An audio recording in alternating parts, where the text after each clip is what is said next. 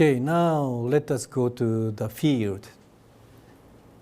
2 by 2 contingency table. In the field, the fundamental approach is observation. And the research site is BOSSU, spelled B-O-S-S-O-U, Guinea Conakry.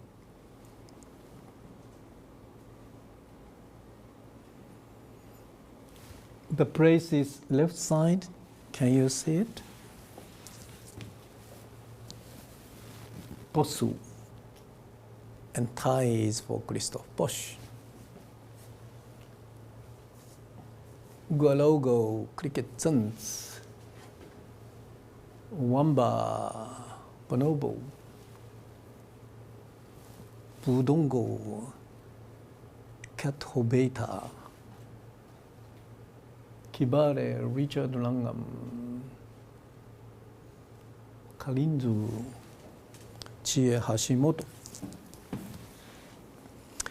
Gombe, Jengdor, Mahare, Toshisana, Nishida.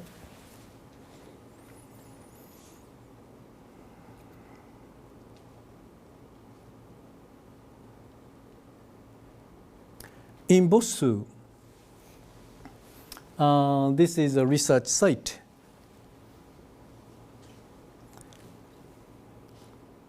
Research station. BOSSU Nimba is World Natural Heritage Site designated by UNESCO.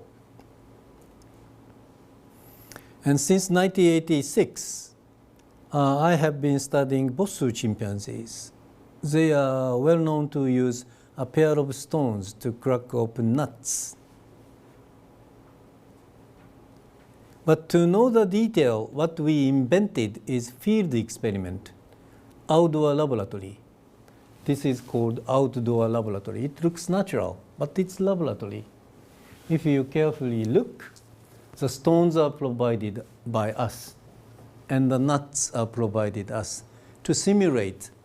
It's everywhere in BOSSU. There are stones and nuts, and they do nut cracking. But without bush, in the very clear place, you can film the behavior.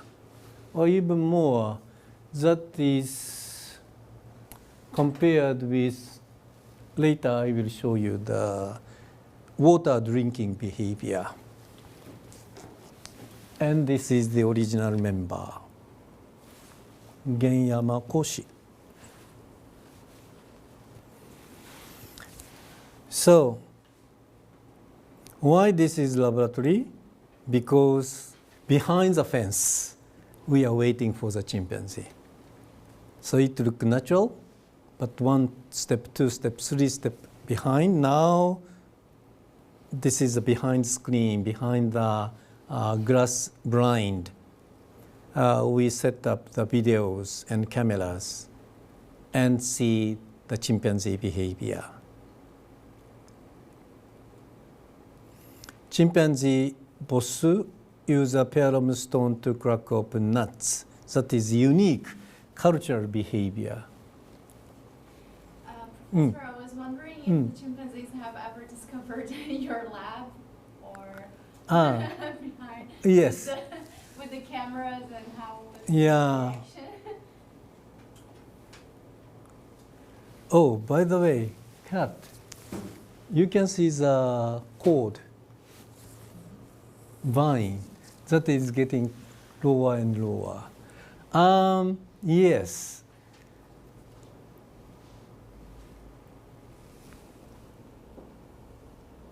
Some juvenile chimpanzees, they are so curious. So they love to come to this area, come up to me, even more to throw the sticks, to teasing us, to show their bravity. So there is an interaction between human observer and chimpanzee. Is that your point? Yeah, but the older ones, they don't approach? Oh, older one, no. But like young adult like JJ, to promote his status in the community, he has to, his brave, courageous. So like pretend he's not be afraid of the people. So he close come to us like only 50 centimeter. And trying to do various kind of things. So it depends on the individual. In general, conservative adults are always conservative, but adults, they don't come. And mother-infant pairs, a mother is very protective to the infant, so they don't come. But the young juvenile adolescents, they often come to see what's going on.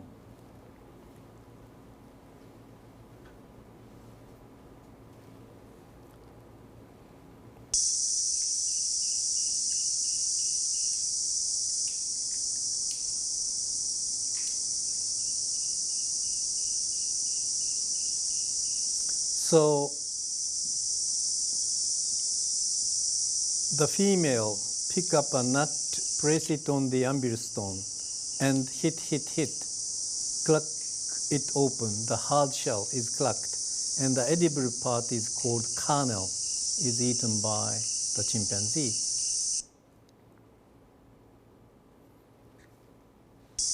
By the way, middle-aged female, she used left hand for hammering, and she always used left hand for hammering. It is called hand preference or laterality. So 100% laterality, no exception, always use one hand. So this is the first case in non-human animal in the wild to use this kind of laterality. And slightly skewed to the right. And again, we published many papers, and that is assembled into the book. And every single site for long-term research has its own book.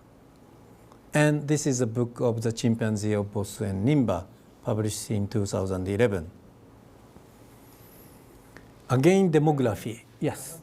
So, Adrian Cortland was also at Bosu in the 60s and 70s, speculated that the nut cracking might have been learned from the local human populations. Do you think that is still a plausible explanation? Yes. I want to start a joke. Adrian Cortland insisted that the chimpanzee nut cracking, they learn the skill from humans. But there might, suppose that this is a hypothesis, hypothetical explanation because he did not witness the emergence.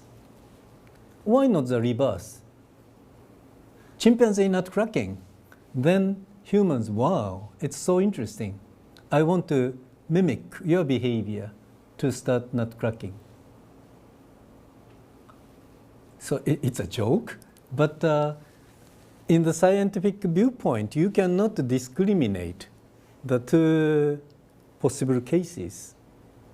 So it's completely up to Adrian Cortland. It's completely up to you. Whatever you want, you may say in the Journal of Human Evolution, in the long paper. He is a pioneer of finding this place and reporting a lot of interesting things of the traces, not the behavior, traces of stones, and speculate a lot. And one of them is the emergence of this specific culture. And he says it's an imitation from humans. But for me, for a long time, it doesn't make any sense at all. I'm always trying to find the fact. And I want to show the behavior. I want to know the details of the behavior. But now, not a joke, but my direct answer to you. Yes, highly possible.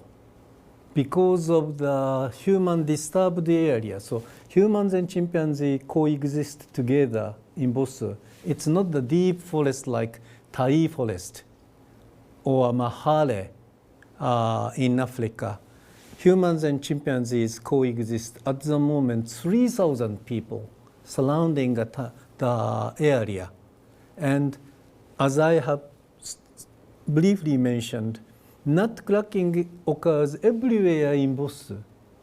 Not only this outdoor laboratory, it's everywhere. And oil palms are not in the primary forest. Oil palm is an important cash crop, so it's in the periphery or even in the human territory. So chimpanzee moving around, ranging behavior, happen to go to the place to look at the behavior of humans. And suppose that humans went out, tranquil, quiet place. Now, curious George, curious chimpanzee, went to the place to eat the broken kernels, because there are a lot of broken pieces of edible items, and eat. And education by master apprenticeship. Master is humans, apprentice is chimpanzees. Watching a long, long time, so many times, and there might be a genius chimpanzee who invented the new behavior. That is highly possible. But so far I did not publish such a thing and did not mention such a thing simply because of my style of research. I do not speculate. I just want to show the elegant results, elegant facts. So, but if I was really asked why it emerged, my understanding was just as I have described, and that's coming from my understanding of Japanese monkeys culture. So native repertoire and environmental constraints. So environmental factors affordance might be the right word, afforded the emergence of stone tool use in Bosu chimpanzee.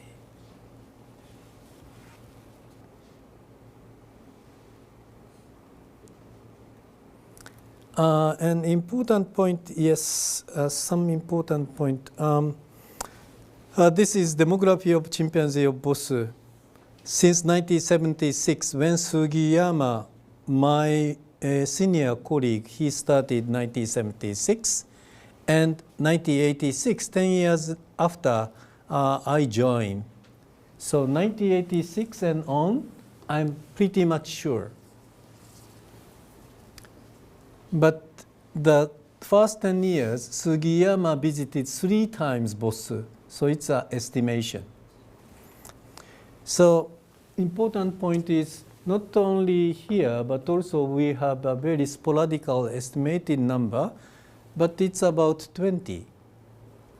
But now going down to 9. The problem of Bosu Guinea-Conakry is Ebola at the moment. This is the number of patients and number of deaths. More than 60%, close to 70%, they die. So Ebola is very dangerous disease. It started, now you can pinpoint, it started December 2013. In the end of March 2014, we recognized Ebola outbreak. And April 17, I ordered all the students and colleagues to stop and escape from the country. So already a year and 4 months, no researchers in Bosu. But one time I sent Morimura-san to set up spy camera, self-automated camera. So now it's a year. Always trap camera monitors the chimpanzees. The latest good news is now Ebola vaccine invented by Canadian pharmaceutical company, and it's 100% effective. So I strongly believe, this December I shall return to Guinea.